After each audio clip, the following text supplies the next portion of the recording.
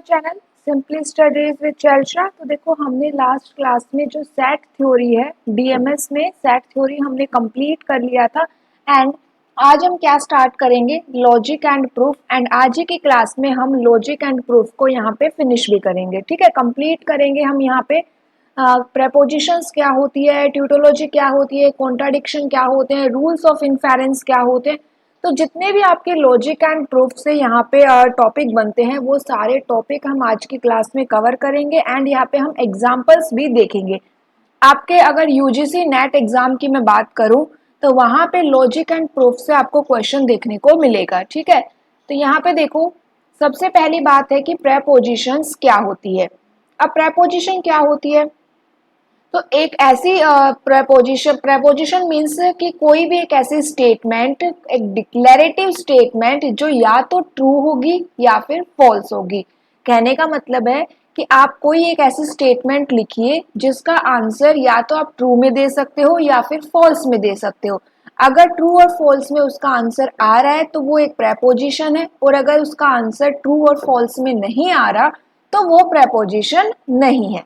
Example देखिए, Paris is in France. अब Paris is in France ये बात या तो ट्रू होगी या फिर ये फॉल्स होगी। तो ये स्टेटमेंट ट्रू है तो ये क्या है, आपकी एक प्रेपोजिशन है। 1+1 इज इक्वल्स टू 2। अब 1+1 2 या तो होता है या फिर नहीं होता। तो 1+1 2 होता है मतलब कि ये ट्रू है, तो ये भी एक प्रेपोजिशन है। 2+2 इज इक्वल्स टू 3। अब 2+2 इज इक्वल्स टू 4 होता है मतलब ये स्टेटमेंट फॉल्स है, लेकिन इसका आंसर फॉल्स में आ रहा है तो ये क्या है, एक प्रेपोजिशन है। नेक्स्ट यहाँ पे एक एग्जांपल है, लंदन इज इन इंडिया। तो फॉल्स स्टेटमेंट है तो ये भी क्या है, एक प्रेपोजिशन है। 9 इज लेस देन 6, ट्रू और फॉल्स, फॉल्स, तो ये भी एक प्रेपोजिशन है। x is equals to 2 is solution of x square is equals to 4। अब x square is equals to 4 है एंड यहाँ पे आप x इज इक्वल्स टू क्या कैलकुलेट कर पाओगे, 2 कैलकुलेट कर पाओगे। ये 2 अगर इधर आ जाएगा तो इसका स्क्वायर रूट बन जाएगा एंड यहाँ पे क्या मिलेगा, हमें 2 मिलेगा। तो ये भी एक ट्रू है एंड प्रेपोजिशन है।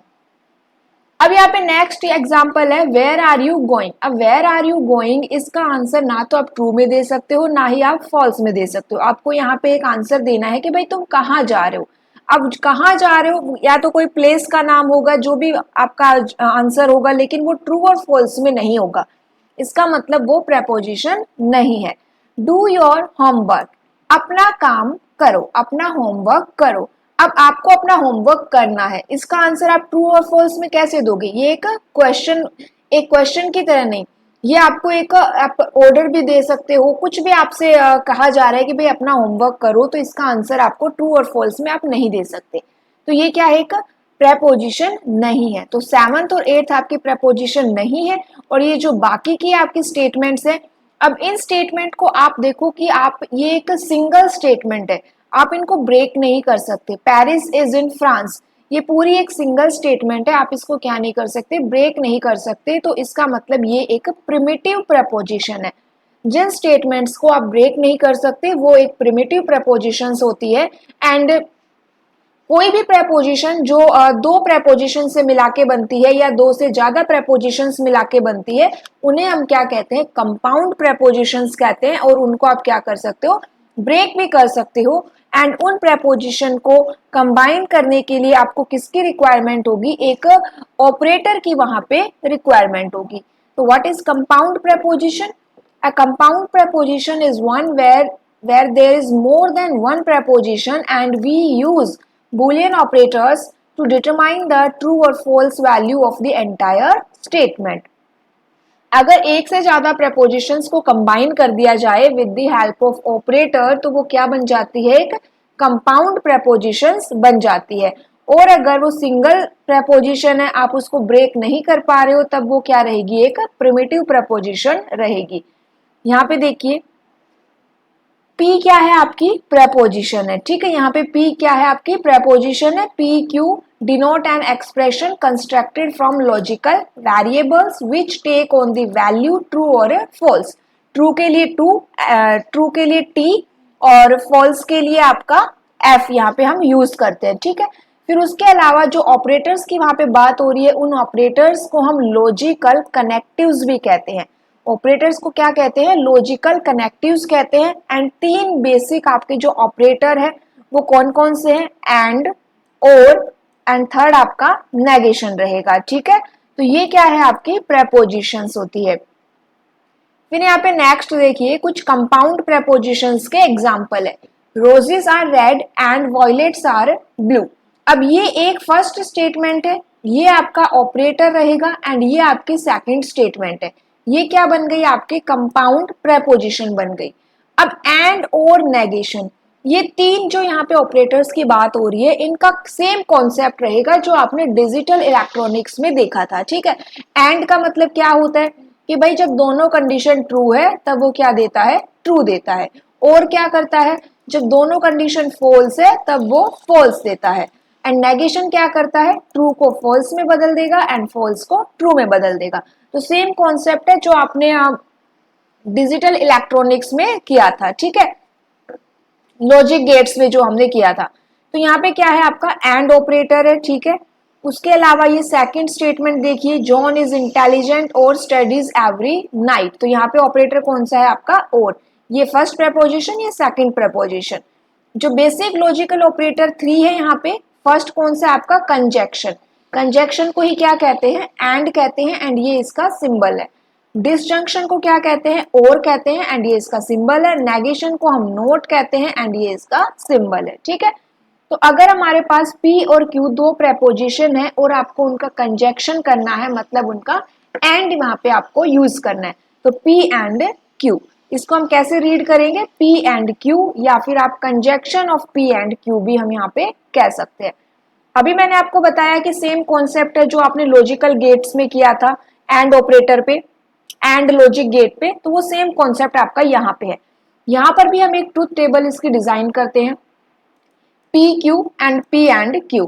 अब लॉजिकल कौन सा ऑपरेटर यूज हो रहा है, आपका एंड ऑपरेटर। एंड ऑपरेटर क्या कहता है कि अगर दोनों कंडीशन ट्रू है, P एंड Q दोनों प्रेपोजिशंस ट्रू है, तब हमें क्या मिलेगा, ट्रू मिलेगा, अदरवाइज आपको फॉल्स मिलेगा। ठीक है, उसके बाद एग्जाम्पल देखिए, Paris is in France and 2 + 2 = 4। तो ये कंडीशन क्या है, ट्रू है, एंड ये स्टेटमेंट भी क्या है, ट्रू। तो इसका रिजल्ट क्या आएगा, ट्रू आएगा। वैसे ही बाकी के एग्जाम्पल आप यहाँ पे चेक कर सकते हैं।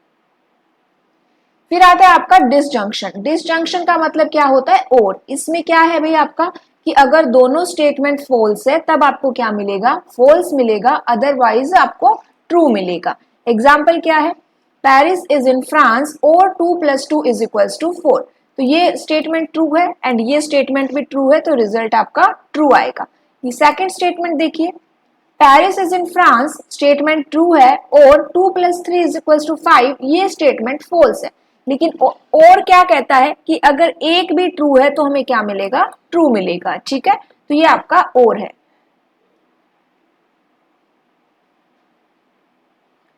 नेक्स्ट हमारा क्या है, negation. Negation of P। Negation of P को आप कैसे राइट करेंगे, it is not the case that, या फिर it is false that before P, और if possible by inserting in P the word not.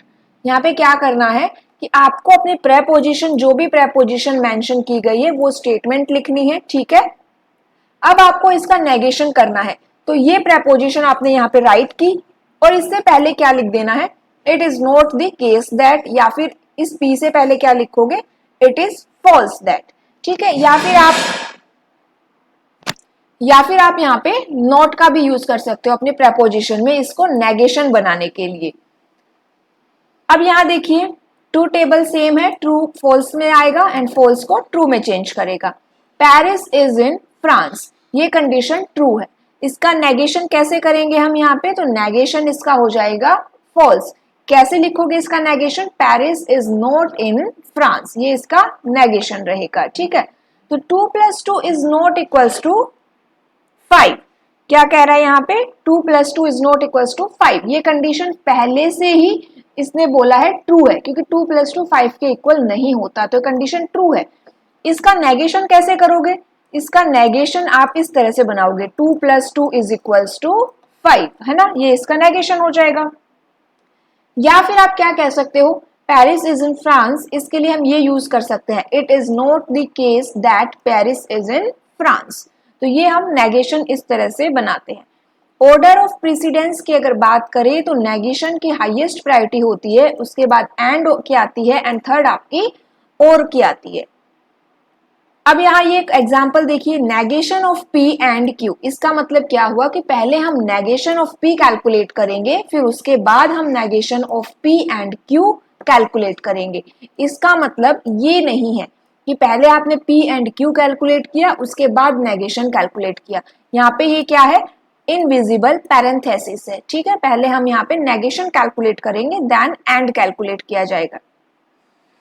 उसके बाद आती है ट्यूटोलॉजी एंड कॉन्ट्राडिक्शन, जहां से एग्जाम में क्वेश्चन पूछा जाता है। ट्यूटोलॉजी का मतलब क्या होता है कि भाई जो आपकी आउटपुट है वो क्या होगी, सारी ही ट्रू आएगी। एंड कॉन्ट्राडिक्शन का मतलब क्या होता है कि आपकी आउटपुट में आपको क्या मिलेगा, सिर्फ फॉल्स मिलेगा। ट्यूटोलॉजी मतलब ट्रू एंड कॉन्ट्राडिक्शन मतलब फॉल्स। तो यहाँ पे देखिए ये एक एग्जाम्पल है, पी और नेगेशन ऑफ पी। पी क्या है, ट्रू और फॉल्स, नेगेशन ऑफ पी क्या हो जाएगा, फॉल्स एंड ट्रू। और करना में यहाँ पे, और का मतलब क्या हुआ कि अगर कोई एक कंडीशन भी ट्रू है तो हमें क्या मिलेगा, ट्रू मिलेगा। तो true false true, false true true, दोनों ही आउटपुट क्या मिली, हमें ट्रू मिली। इसका मतलब ये एक ट्यूटोलॉजी है, ठीक है। एंड जब आप किसी ट्यूटोलॉजी का नेगेशन करते हो तब आपको क्या मिलता है, कॉन्ट्राडिक्शन मिलता है। कैसे, क्योंकि ये आपकी ट्यूटोलॉजी है, आप इसका नेगेशन करोगे तो आपको दोनों स्टेटमेंट फॉल्स में मिलेंगी, एंड फॉल्स क्या होता है, आपका कॉन्ट्राडिक्शन होता है। तो ट्यूटोलॉजी का नेगेशन कॉन्ट्राडिक्शन, कॉन्ट्राडिक्शन का नेगेशन ट्यूटोलॉजी। अब यहाँ पे देखिए कॉन्ट्राडिक्शन, ये एग्जाम्पल है, हमने यहाँ पे एंड ऑपरेटर का यूज किया, true false false, false true false, दोनों ही आपकी क्या मिली, आपको आउटपुट मिली। तो ये क्या है, आपका कॉन्ट्राडिक्शन है, ठीक है। तो ये सिंपल है, ट्यूटोलॉजी एंड कॉन्ट्राडिक्शन, काफी सिंपल सा एग्जांपल है, थोड़ी बड़ी बड़ी स्टेटमेंट्स भी आपको एग्जाम में देखने को मिलती है। उसके बाद क्या है, लॉजिकल इक्विवेलेंस। लॉजिकल इक्विवेलेंस में क्या होता है कि हम यहाँ पे चेक करते हैं दो प्रेपोजिशंस को। आपके पास एक प्रेपोजिशन P है एंड सेकंड प्रेपोजिशन Q है। अगर दोनों प्रेपोजिशन की ट्रुथ टेबल इक्वल है, इसका मतलब वे दोनों लॉजिकली इक्विवेलेंट है, ठीक है। लॉजिकली इक्विवेलेंट को इस तरह से रिप्रेजेंट किया जाता है, ये सिंबल, टिल्ड का सिंबल एंड इक्वल, ये क्या है, आपका लॉजिकल इक्विवेलेंट है। यहाँ पे एग्जांपल देखिए, ये आपकी फर्स्ट प्रेपोजिशन है एंड ये आपकी सेकंड प्रेपोजिशन है, पी क्यू। यहाँ पे हमने इनके कॉम्बिनेशन बनाए, true true, true false, false true, false false. सबसे पहले कैलकुलेट किया P and Q, P and Q calculate करेंगे तो ट्रू ट्रू हमें ट्रू मिलेगा, बाकी सभी फॉल्स मिलेंगे। नेगेशन कर दिया, ट्रू फॉल्स में कन्वर्ट हो जाएगा एंड फॉल्स आपके ट्रू में कन्वर्ट हो जाएंगे। उसके बाद ये कैलकुलेट करेंगे नेगेशन ऑफ P और नेगेशन ऑफ Q। सबसे पहले नेगेशन ऑफ P कैलकुलेट किया, false false true true. Negation of Q क्या आएगा, फॉल्स ट्रू फॉल्स ट्रू। अब यहाँ पे ओरिंग करेंगे तो देखिए false false, false true true, true false true, true true true. तो ये दोनों ही ट्रू टेबल क्या आई है, इक्वल आई है, इसका मतलब ये लॉजिकली इक्विवेलेंट है, ठीक है। नेक्स्ट एग्जांपल देखो, इस तरह से भी आपको स्टेटमेंट मिल सकती है, it is not the case that roses are red and violets are blue. तो यहाँ पे हमने देखो it is not the case, इसका मतलब यहाँ पे नेगेशन हो रहा है। किसका नेगेशन हो रहा है, इसका नेगेशन। रोजेस आर रेड ये आपकी फर्स्ट स्टेटमेंट है, एंड ऑपरेटर का मतलब ये, एंड वायलेट्स आर ब्लू ये आपकी सेकंड स्टेटमेंट है। नेगेशन का मतलब ये, ठीक है। तो यहाँ पे इस स्टेटमेंट को हम इस तरह से लिख सकते हैं, negation of P and Q। अगर ये हमें ऐसे स्टेटमेंट मिले, रोजेस आर नॉट रेड और वायलेट्स आर नॉट ब्लू, तो नॉट रेड मतलब ये सिंगल स्टेटमेंट क्या है, नेगेशन हुआ है इसका। तो नेगेशन ऑफ P, और के लिए symbol, and violets are not blue, negation of Q, ठीक है। ये आपके कुछ प्रैक्टिस क्वेश्चन है, आप इनको देख सकते हो। के बाद नेक्स्ट हमारा टॉपिक आता है कंडीशनल स्टेटमेंट्स। अब conditional statements and by conditional statements, ये दो हमारे पास स्टेटमेंट होती है। कंडीशनल स्टेटमेंट को हम रिप्रेजेंट करते हैं एक simply arrow, one sided arrow से हम यहाँ पे इसको रिप्रेजेंट कर रहे हैं, एंड बाई कंडीशनल स्टेटमेंट को हम टू साइडेड एरो से रिप्रेजेंट करते हैं। कंडीशनल स्टेटमेंट का मीनिंग क्या होता है कि if P then Q, P क्या है, एक प्रेपोजिशन है एंड Q क्या है, आपकी सेकंड प्रेपोजिशन है। आप इसको रिप्रेजेंट कैसे करेंगे, P implies Q, इसे हम कैसे रीड करेंगे, इस एरो को implies या फिर only if, P implies Q और P only if Q। By conditional statement का मीनिंग क्या है, P if and only if Q। Representation कैसे रहेगी इसकी, P if and only if Q, और आप यहाँ पे इस तरह से भी इस एरो को यूज कर सकते हो। ट्रूथ टेबल क्या रहेगी, कंडीशनल के लिए देखिए P and Q, true true, true false, false true and false false. Conditional statement में अगर P आपका ट्रू है एंड सेकंड Q आपका फॉल्स है, तब आपका क्या आएगा, रिजल्ट फॉल्स आएगा, अदरवाइज ये ट्रू रहेगा। इन conditional statement if P and Q both are true, then it gives true. If one is true and second is false, then it gives false. And if one is false, second is true, then it gives true. And last one, if both are false, then it also gives a true value. And biconditional statement क्या कहती है, if P and Q both values are same, then it gives a true value. See, if P and Q are true, then it gives true, and if P and Q are false, then it gives true, remainings are false. ये क्या है, हमारी conditional statements और by conditional statements है, ठीक है। ये example भी यहाँ पे देखिए, P implies Q, एग्जाम्पल क्या है यहाँ पे, एक देखो कि P implies Q is logically equivalent to negation of P और Q। स्टेटमेंट क्या कह रही है कि अगर आप नेगेशन ऑफ P, पहले negation of P find out करेंगे, फिर हम क्या करेंगे, नेगेशन ऑफ P और Q, जो रिजल्ट आपको मिलेगा वो सेम रिजल्ट आपको P इम्प्लाइज Q से मिलेगा। आप ट्रूथ टेबल चेक कर सकते हैं दोनों की, इसीलिए हम क्या कह रहे हैं कि ये दोनों क्या है, लॉजिकली इक्विवेलेंट है, ठीक है। फिर उसके बाद हमारे पास क्या आते हैं, laws of the algebra of prepositions, ठीक है। इनको हम वन बाय वन यहाँ पे डिस्कस करेंगे। सबसे पहले आता है आपका idempotent law. Idempotent law क्या कहता है कि P और P is logically equivalent to P and P is equals to P। ये लॉजिकल इक्विवेलेंट के सिंबल है, ठीक है, कि अगर आप एक प्रेपोजिशन को उसी के साथ उसकी ओरिंग करोगे तब भी आपको सेम प्रेपोजिशन मिलेगी, एंड अगर आप उसके एंड ऑपरेटर लगाओगे तब भी आपको सेम प्रेपोजिशन ही मिलेगी। एसोसिएटिव लॉ, एसोसिएटिव लॉ क्या कहता है, P और Q और R, इसको हम कैसे लिख सकते हैं, P और Q और R, P and Q and R is equals to P and R। Commutative law, P और Q is equals to Q और P and Q is equals to Q and P। फिर distributive law है आपका, P और Q and R is equals to P और Q and P और R। P and Q और R is equals to P and Q और P and R। फिर ये आपका आइडेंटिटी लॉ है, इसमें क्या कह रहा है कि P और T मतलब ट्यूटोलॉजी, मतलब सारी ही ट्रू है आपकी, क्या मिलेगा हमें, P मिलेगा। फिर P और ये क्या है आपका, फॉल्स है, ठीक है, ट्यूटो F ने है ये, P और F मीन्स कि सारे ही आपके फॉल्स है, कॉन्ट्राडिक्शन, तो P और फॉल्स क्या मिलेगा आपको, P मिलेगा। फिर आपका है P और T, क्या मिलेगा हमें, ट्रू मिलेगा। P एंड T, P मिलेगा, P and F is equals to F। Complement law, complement law क्या कहता है कि P और negation of P is equals to tautology, negation of tautology is equals to contradiction, P and negation of P is equals to false, negation of F means negation of contradiction is equals to tautology। उसके बाद है आपका involution law, negation of P is equals to P, कैसे, ये cancel हो जाएंगे, क्या मिलेगा हमें, P मिलेगा। अब ये जो आपके रूल्स है, अलजेब्रा रूल्स है, इनसे क्या क्वेश्चन आएगा कि आपको कोई भी एक स्टेटमेंट दे दी जाएगी, पूछा जाएगा कि कौन सा लो है, इन्वॉल्यूशन लो है, डिस्ट्रीब्यूटिव लो है, कम्यूटेटिव लो है, कॉम्प्लीमेंट लो है, तो इस टाइप से इसके क्वेश्चंस बनते हैं। डी मोरेगन्स थ्योरम क्या कहती है, देखिए, नेगेशन ऑफ P और Q is equals to negation of P and negation of Q। फिर आपका है negation of P and Q is equals to negation of P और नेगेशन ऑफ Q।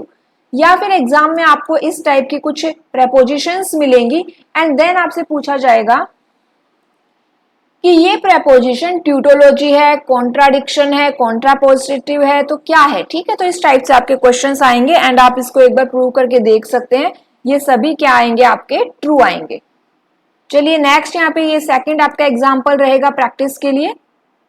उसके बाद आती है आपकी आर्ग्यूमेंट्स। आर्ग्यूमेंट्स क्या होती है, तो देखो यहाँ पे an argument is an assertion that a given set of prepositions P1, P2, P3, Pn called premises is has a consequence another preposition Q called the conclusion। मतलब यहाँ पे आपके पास क्या है, एक तो आपके पास सेट ऑफ प्रेपोजिशंस है, जैसे P1, P2 से लेके Pn तक, ये क्या है, आपकी सेट ऑफ प्रेपोजिशंस है एंड इनको हम क्या कह रहे हैं, प्रीमाइसेस कह रहे हैं, ठीक है। उसके बाद यहाँ पे हमें क्या मिला, एक और प्रेपोजिशन मिली, वो क्या है आपकी Q एंड ये Q क्या कहलाएगा, कंक्लूजन कहलाएगा। ये प्रीमाइसेस है, ये कंक्लूजन है एंड सिंबल क्या यूज करेंगे हम यहाँ पे, इस टाइप से। ये क्या आपका एक, इसका मतलब ये एक आर्ग्यूमेंट है, आर्ग्यूमेंट के लिए हम ये सिंबल यूज करते हैं, ठीक है। अब ये आर्ग्यूमेंट वैलिड कब होगी, तो देखिए डेफिनेशन क्या है, an argument is said to be valid if Q is true whenever all the premises are true। Q कब ट्रू होगा, जब सभी प्रीमाइसेस ट्रू है तब आपका Q क्या रहेगा, ट्रू रहेगा। और एक आर्ग्यूमेंट अगर वैलिड नहीं है तब आप उसे क्या कहेंगे, फॉल्स ही कहेंगे, ठीक है। यहाँ पे एग्जांपल देखिए, verify the following argument is valid. P and Q sorry P and ये आपका है P conditional statement, P implies Q और ये आपका आर्ग्यूमेंट का सिंबल रहेगा एंड कंक्लूजन में क्या मिल रहा है, हमें Q मिल रहा है। ये आपका एक रूल है, जो हम रूल ऑफ इन्फेरेंस देखेंगे तो वहां पे हम देखेंगे इस रूल को क्या कहते हैं, लॉ ऑफ डिटैचमेंट कहते हैं, ठीक है। तो यहाँ देखिए सबसे पहले क्या है आपका P, ठीक है। P एंड Q के लिए हमने यहाँ पे कॉम्बिनेशंस लिख लिए, true true, true false, false true, false false. अब यहाँ पे क्या कैलकुलेट करना है हमें, P कंडीशनल स्टेटमेंट है ये आपकी, ठीक है। P कंडीशनल स्टेटमेंट Q, ये हमें कैलकुलेट करना है। अब P कंडीशनल स्टेटमेंट Q को हम कैसे कैलकुलेट करेंगे, तो अभी हमने देखा कि कंडीशनल स्टेटमेंट को कैसे कैलकुलेट किया जाता है, बाई कंडीशनल को कैसे कैलकुलेट किया जाता है। तो कंडीशनल में क्या होता है भाई, आपका जब फर्स्ट प्रेपोजिशन ट्रू है और सेकंड प्रेपोजिशन फॉल्स है तब हमें क्या मिलता है, फॉल्स मिलता है, अदरवाइज ट्रू मिलता है।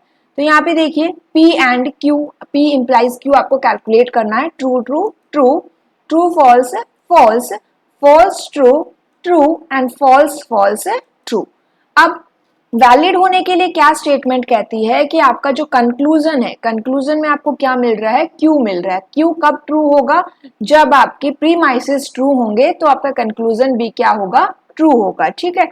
अब यहाँ पे फर्स्ट केस में क्या कह रहा है, फर्स्ट केस में P आपका ट्रू है, first preposition P, second preposition P implies Q, तो फर्स्ट प्रेपोजिशन आपकी यहाँ पे ट्रू है, ठीक है।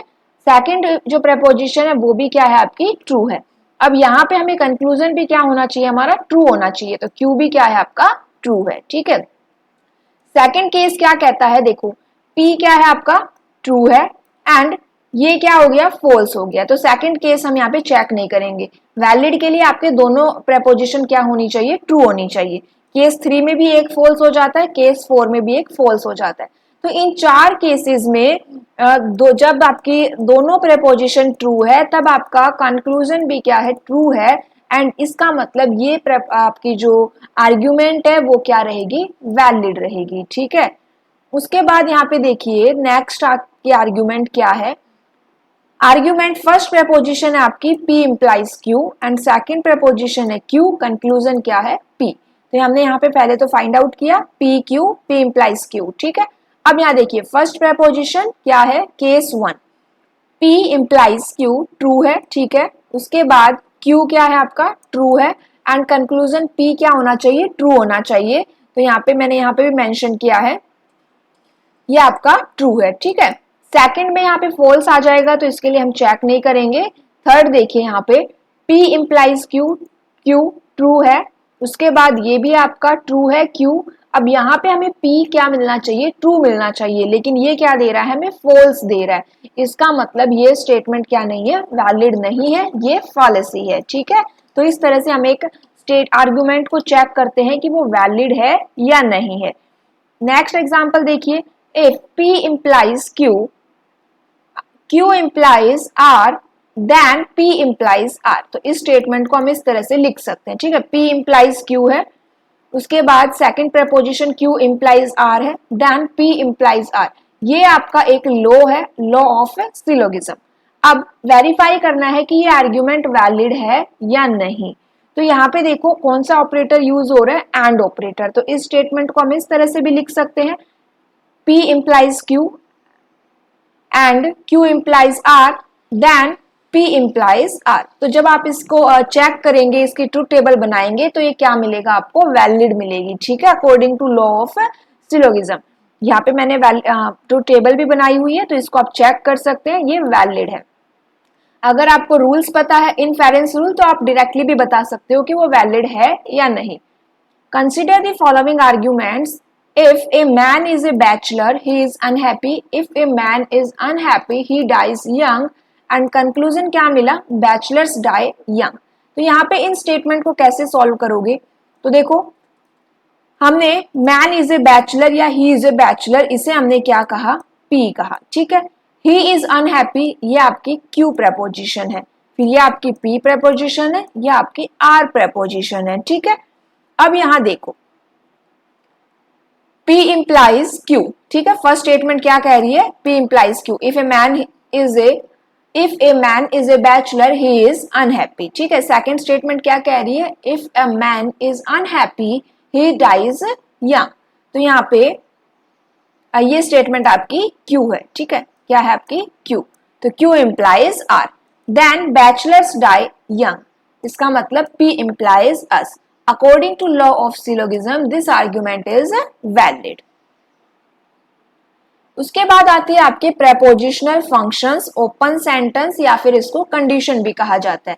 तो A क्या है, आपका एक given set है। ठीक है, A prepositional function defined on A is an expression Px which has the property that P is true or false for each A belongs to A। यहाँ पे क्या हो रहा है कि भाई आपकी एक प्रेपोजिशन है एंड उसको हम किसी भी एक एलिमेंट के लिए चेक कर रहे हैं, एंड ये पर्टिकुलर एलिमेंट मान लीजिए A है। ठीक है, ये इस तरह से हम लिख रहे हैं कि A बिलोंग्स टू A, ये A बिलोंग्स टू A, या तो ये ट्रू है या फिर ये फॉल्स है। ठीक है, तो यही हम क्या करते हैं, प्रेपोजिशंस में करते हैं कि भाई किसी भी एक पर्टिकुलर एलिमेंट के लिए उसको ट्रू और फॉल्स वहां पे चेक करते हैं। अब यहाँ पे एग्जाम्पल देखिए,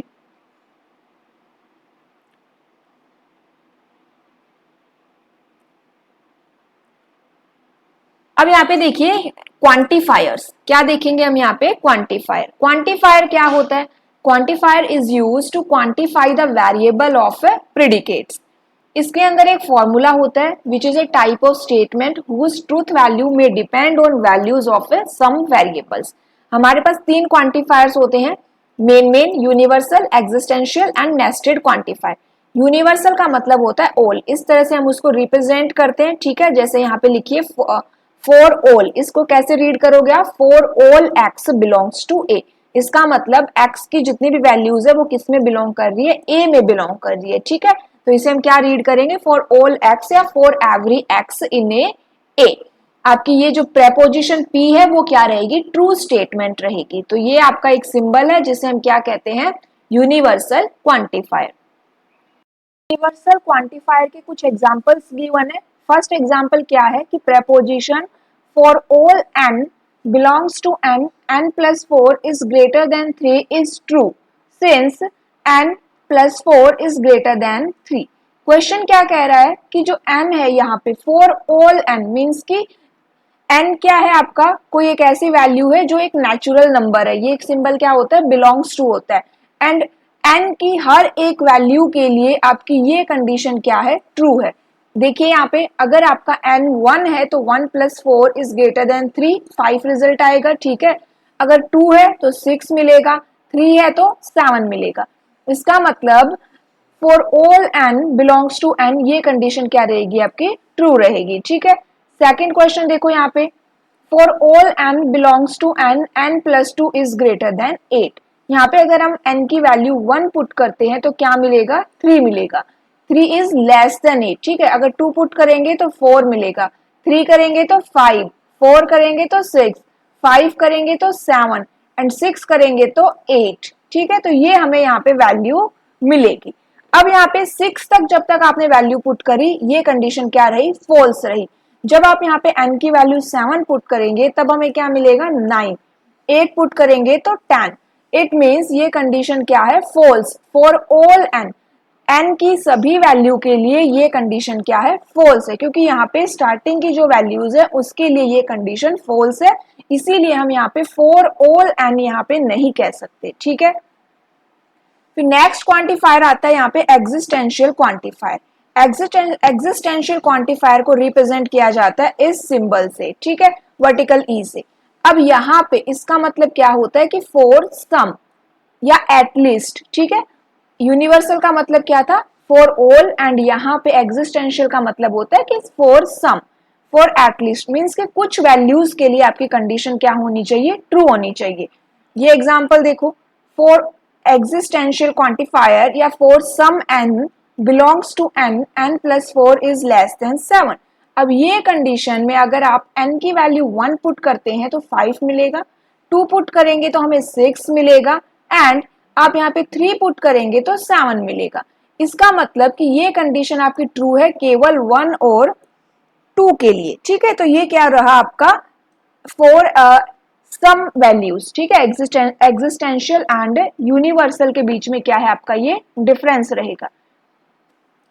नेक्स्ट हमारा क्या है, कॉन्ट्रा पॉजिटिव। अब कॉन्ट्रा पॉजिटिव कैसे कैलकुलेट किया जाता है कि सबसे पहले यहाँ पे देखो एक कंडीशनल आपको प्रपोजिशन मिलेगी। कंडीशनल प्रपोजिशन का मतलब कि आपकी फर्स्ट प्रपोजिशन के ऊपर डिपेंड करेगी सेकंड प्रपोजिशन। एग्जाम्पल देखो, if I study hard I will succeed. यहाँ पे फर्स्ट प्रपोजिशन P है एंड इसके ऊपर डिपेंड कर रही है आपकी सेकंड प्रपोजिशन Q, ठीक है। तो यहाँ पे अगर वो स्टडी करेगा तो वो सक्सीड होगा, ठीक है। तो ये क्या है आपकी प्रपोजिशन, कंडीशनल प्रपोजिशन। अब इसका कॉन्ट्रावर्स क्या रहेगा, कॉन्ट्रावर्स रहेगा Q इम्प्लाइज P। इसका मतलब if I succeed I study hard, ये इसका कॉन्ट्रावर्स है। कॉन्ट्रापोजिटिव क्या होगा, negation of Q implies negation of P। If क्या रहेगा, if I do not succeed hard, ठीक है। तो ये इसका क्या रहेगा, कॉन्ट्रापोजिटिव रहेगा। उसके बाद सेकंड एग्जांपल है, if it rains then I get wet. P implies Q, converse क्या हो जाएगा, Q implies P। Q implies P का मतलब क्या हुआ, if I get wet then it rains. अब इसका कॉन्ट्रापोजिटिव क्या होगा, negation of Q implies negation of P। If I don't get wet then it does not rain. Third example है, if I tell the truth then gold exist. ये क्या है आपकी P implies Q, converse क्या हो जाएगा, Q implies P। If gold exist then I tell the truth. Contrapositive क्या रहेगा, negation of Q implies negation of P। If gold does not exist, then I don't tell the truth। एक आपका होता है inverse, negation of P implies negation of Q। If I don't tell the truth, then gold does not exist, ठीक है। ये क्या थे हमारे क्वांटिफायर्स थे। एवरी ऑल इसका मतलब क्या है, यूनिवर्सल। सम और फ्यू इसका मतलब क्या है, एग्जिस्टेंशियल। फिर यहाँ पे हमारे क्या है, रूल्स ऑफ इन्फेरेंस है। अब रूल्स ऑफ इन्फेरेंस से क्या होता है कि डायरेक्टली आपसे जो रूल है उसका नेम यहाँ पे पूछा जाएगा, ठीक है, या फिर वो एग्जाम्पल भी दे देगा एंड उसको सॉल्व करने के लिए बोलेगा। तो अगर आपको रूल पता है तो आप इजिली उस क्वेश्चन को सॉल्व कर सकते हैं। फर्स्ट रूल क्या है आपका, एडिशन, ठीक है। रूल का नेम क्या है आपका, एडिशन। यहाँ पे एक प्रपोजिशन गिवन है आपके पास P, ठीक है। रिजल्ट क्या मिलेगा हमें, P और Q। एक्सप्लेनेशन देखो यहाँ पे, if P is a premise we can use addition rule to drive P और Q। अगर आपके पास P गिवन है तब हम क्या कैलकुलेट कर सकते हैं, P और Q को कैलकुलेट कर सकते हैं। एग्जाम्पल है, P is the preposition he studies very hard. ये कंडीशन क्या है आपकी? ट्रू है. Therefore, अब रिजल्ट हम क्या कैलकुलेट कर रहे हैं? P और Q का. और का मतलब क्या होता है कि एटलीस्ट वन कंडीशन आपकी ट्रू रहेगी. तो और में हम यहाँ पे ईदर और का यूज करेंगे. Either he studies hard, he studies very hard, और he is a naughty student. अब यहाँ पे ये तो हमारी P प्रेपोजिशन है और ये क्या हो गई फिर आपकी Q प्रेपोजिशन हो गई. तो अगर आपको P गिवन है तब भी आप क्या कैलकुलेट कर पा रहे हो? P और Q को हम एडिशन रूल की हेल्प से कैलकुलेट कर सकते हैं. फिर सेकंड रूल हमारा है कंजक्शन. कंजक्शन में P एंड Q दो प्रेपोजिशन यहाँ पे गिवन है एंड क्या कैलकुलेट कर सकते हैं हम? P and Q. ठीक है, ये कंजक्शन रूल जो हमने फर्स्ट वहां पे चेक किया था जब हम कंजक्शन, डिसजंक्शन, नेगेशन देख रहे थे, तो सेम रूल है आपका P एंड Q. अब यहाँ पे देखिए, अगर बोथ कंडीशन ट्रू है तो मतलब यहाँ पे कंडीशन ट्रू रहेगी. P preposition, he studies very hard. Q preposition, he is the best student in the class. तो रिजल्ट क्या मिला हमें? He studies very hard and conjunction के लिए and यूज होता है. He is the best student in the class. Third rule आपका simplification है. सिंप्लीफिकेशन में क्या हुआ कि अगर हमारे पास P एंड Q गिवन है तो हम P कैलकुलेट कर सकते हैं. देखो, he studies very hard and he is the best student in the class. यहाँ पे and है, ठीक है. तो P preposition क्या होगी आपकी? He studies very hard. Fourth rule हमारा है मॉडस पोनेंस का. इंपोर्टेंट है फोर्थ एंड फिफ्थ, ये दो रूल आपके ज्यादा इंपोर्टेंट है. तो फोर्थ रूल क्या कहता है? P implies Q and P. ये दो हमारे पास क्या गिवन है? प्रीमाइसिस गिवन है. रिजल्ट क्या मिलेगा हमें? Q का मिलेगा. P implies Q. देखो यहाँ पे if you have a password then you can log into the Facebook. ये क्या है? P implies Q. अब यहाँ पे P क्या है? You have a password. तो Q क्या हो जाएगा? Q क्या हो जाएगा आपका कि you cannot log on to the Facebook. Next हमारा है modus tollens. P implies Q and negation of Q. Result क्या मिलेगा? negation of P. नेक्स्ट हमारे पास जो रूल्स है इसमें देखो कि if you have a password then you can log in. P implies Q. Negation of Q क्या रहेगा? You can not log in, therefore you don't have a password. ठीक है. फिर सिक्स्थ जो हमारे पास रूल है वो है डिसजंक्टिव सिलोगिज्म. इसमें क्या रहेगा? Negation of P and P और Q ये गिवन है, क्या मिलेगा हमें? Q मिलेगा. Negation of P. Ice cream is not vanilla flavored. P or Q.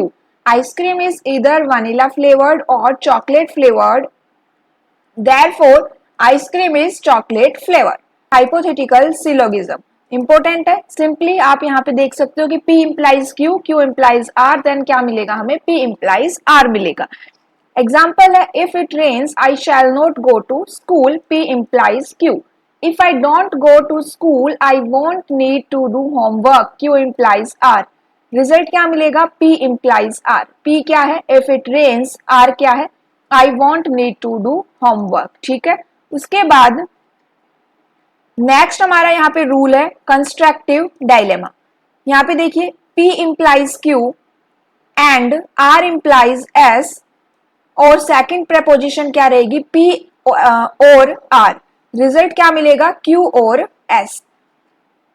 Example है P implies Q. If it rains, I will take a leave. R implies S. If it is hot outside, I will go to a shower. And यहाँ पे क्या है आपका? P और R. Either it will rain or it is hot outside. Result क्या मिलेगा? Q और S. ठीक है. Q क्या रहेगा? I will take a leave or I'll go for a shower. Ninth यहाँ पे है destructive dilemma. P implies Q and R implies S. Second क्या है? नेगेशन ऑफ Q और नेगेशन ऑफ S. उसके बाद क्या मिलेगा? नेगेशन ऑफ P और negation of R. If it rains, I'll take a leave. P implies Q. If it is hot outside, I will go to a shower. R implies S. Either I will not take a leave or I will not go for a shower. Negation of Q or negation of S. Result क्या मिलेगा? Either it doesn't rain or it is not hot outside. तो ये क्या थे, हमारे rules of इनफेरेंस थे, and इसी के साथ क्या कंप्लीट होता है, हमारा लॉजिक एंड प्रूफ यहाँ पे कंप्लीट होता है। तो आपकी जो 2 यूनिट्स है, फर्स्ट यूनिट क्या है हमारी, सेट थ्योरी है, एंड सेकंड यूनिट क्या थी हमारी, प्रेपोजिशनल लॉजिक, वो यहाँ पे कंप्लीट होती है, एंड यहाँ से आपको एग्जाम में क्वेश्चन देखने को भी मिल जाएगा। तो आज के लिए इतना ही, नेक्स्ट क्लास में हम नेक्स्ट यूनिट को स्टार्ट करेंगे।